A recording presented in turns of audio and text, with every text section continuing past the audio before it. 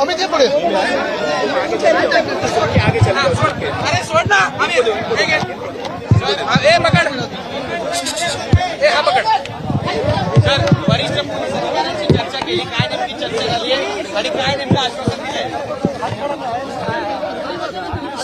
आपल्याला सर्वांना माहिती आहे गेले 2 दिवस मुंबईमध्ये अनेक ठिकाणी उत्स्फूर्तपणे जी तरुण तरुणी आंदोलन करत आहेत. अनेक लोक हे शाळेतले कॉलेजमधले धरपकड चालू आहे. सगळीकडे पोलीस कधी घरी जाऊन कधी ते आंदोलनाच्या स्थानावर जाऊन पकडते. काल पण आपण पाहिलं असेल वरळीला कोणाला नेलं, परवा शिवाजी पार्कला कोणाला नेलं. आणि या सगळ्या गोष्टी होत असताना एक गोष्ट आम्ही मान्य करतो की दिल्ली पोलिसांनी जसं लाठीमार केला किंवा अमानुषपणे जे काही टेझर गन वापरलेत, पेलेट गन वापरलेत, अजूनही मुंबईत तसं झालं नाही. मुंबईत संवेदनशीलपणे हे सगळं हाताळलं जातं.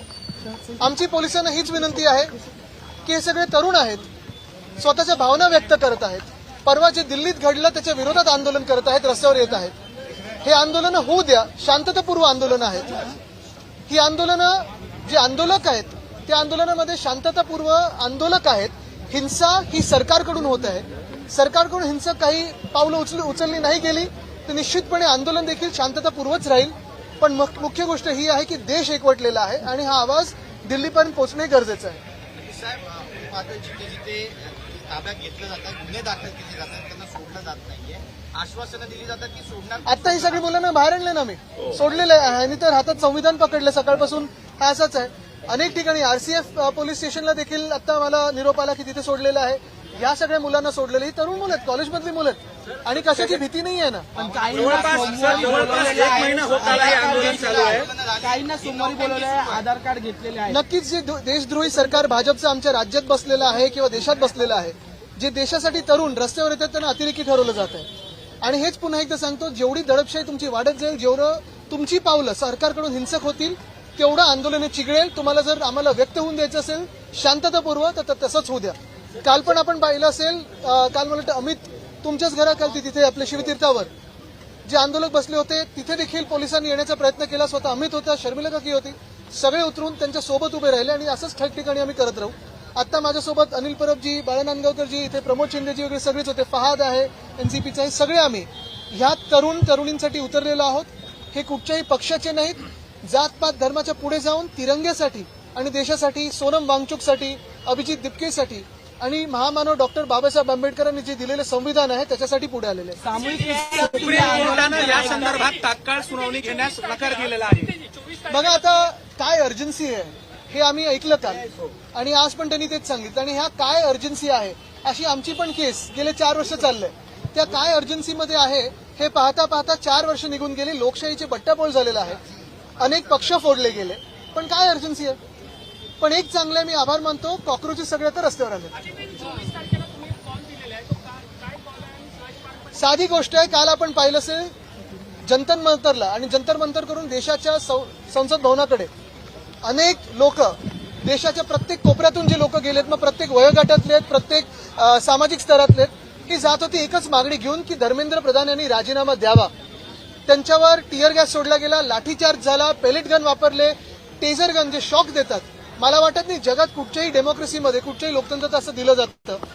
हे आपण पाहिलं आणि त्याच्या विरोधात 24 जुलैला म्हणजे परवा दुपारी 4 वाजल्यापासून आम्ही तिथे सगळे एकत्र येणार आहोत शिवतीर्थावर.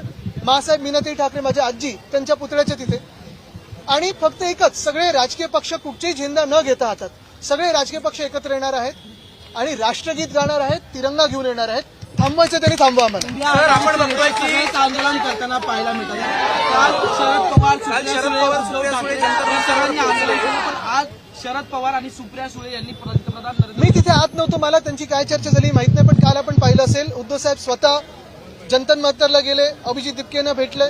त्याच्या आधी आमचे खासदार सोनम वांगचुकजींची भेट घेण्याचे प्रयत्न केले पण ते भेटू दिलं नाही. मला वाटतं अमित आपण देखील मला वाटतं 2-3 दिवसापूर्वी जाऊन अभिजितला भेटून आलेला आहात.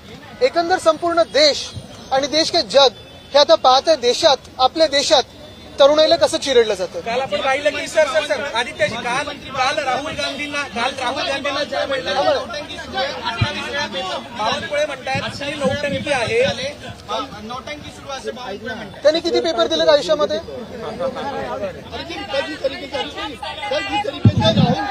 नौटंकी भाजपकडून शिकावी लागते आम्हाला. सर काल राहुल गांधींना ज्या पद्धतीनं अटक केली गेली त्यावरती धर्मेंद्र प्रधानांनी ट्विट करून कुठेतरी राहुल गांधी या सगळ्या प्रकरणात राजकारण करतायत असं म्हटलंय. आत्ताच सांगितलं आम्ही, मंत्रीप्रधान ते प्रधानमंत्री या देश सगळ्यांचा राजीनामा मागत आहे. मंत्रीप्रधानचा आधी राजीनामा दिला असता तर पुढची वेळ आली नसती. पण तसं पाहायला गेलं तर दिल्लीत जे केलं, महिलांना कसे हात लावले गेलेत, कसं बांबू मारले, तो कसं काय लाठीचार्ज झालाय, टेझर्स वापरतात, तुम्ही बॅरिकेडला शॉक लावताय. तो कोण, तो एसीपी की डीसीपी संदीप, काय त्याचं नाव, कसं त्यांनी लावलंय संदीप लांबा. मग एक पोलीसवाला आम्ही बघितलं, त्यांनी तिरंग्याला चेहरा पुसला, मग खालती टाकलं, मग त्याला लाथ मारली. जे खरोखर देशप्रेमी सरकार असतं आणि देशप्रेमी भाजप असती तर आता ह्या लोकांना सॅक करून जेलमध्ये टाकलं असतं, फाशीवर चढवलं असतं. सोशल मीडियावरती धर्मेंद्र प्रधान यांचा राजीनामा सुद्धा व्हायरल होतोय आणि मोठ्या झपाट्याने तो खोटा आहे. धर्मेंद्र प्रधान यांचा आता राजीनाम्याची हकालपट्टी करणं गरजेचं खरा राजीनामा कधी होईल असं वाटतं? आहे. जेव्हा हे सरकार पडेल तेव्हा. कारण काय एक मिनिट, अमित का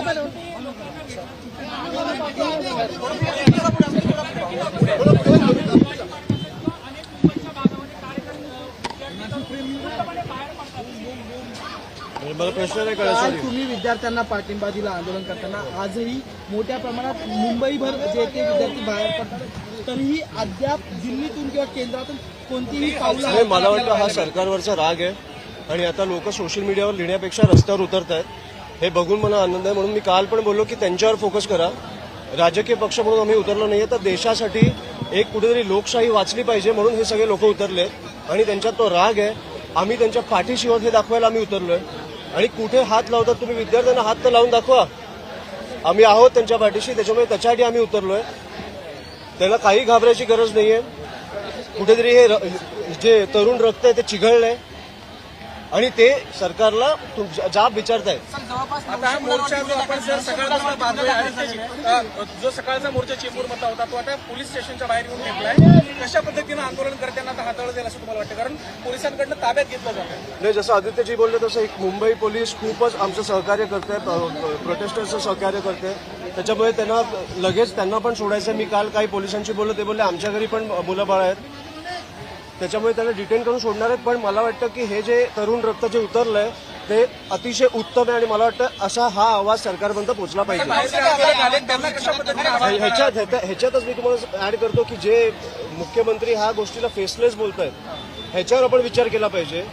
जिकडे तुम्ही मुख्यमंत्री म्हणून ज्या लोकांनी तुम्हाला बसवलं त्यांच्याशी चर्चा केली पाहिजे, त्यांना तुम्ही फेसलेस म्हणून मोकळं होताय, ह्याच्यावर पण विचार केला पाहिजे जरा.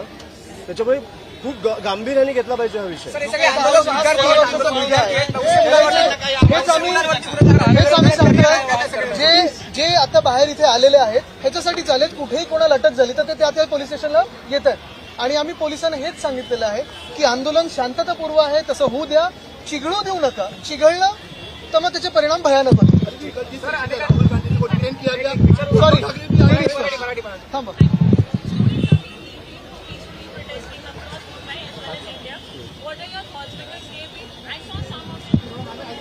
We stand with the students firmly. They are asking for accountability in the education system. What we see is not accountability but arrogance from Modi Sarkar, and this is going to cost BJP very dearly. Already the people who supported the Prime Minister and the BJP at a certain time are feeling despair, are feeling betrayed because they were going to bring Achhe Din.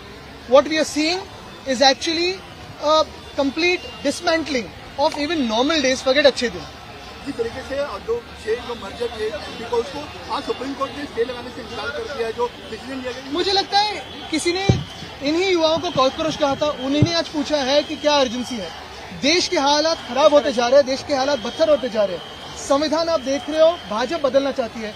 जो देश बदलने के mandate पे आए थे अभी संविधान बदलने चले हैं. और देश के जो बहुत ही आदरपूर्वक मैं कहता हूँ जिनके हाथों में न्याय देने की व्यवस्था है वो कह रहे क्या अर्जेंसी है. हमारी यही प्रार्थना रहेंगी, क्योंकि वो तो मिलॉर्ड रहते हैं, कि अभी जमीन पे क्या हो रहा है वो देखो और देश को जो अपेक्षित है वो न्याय हमें दीजिए.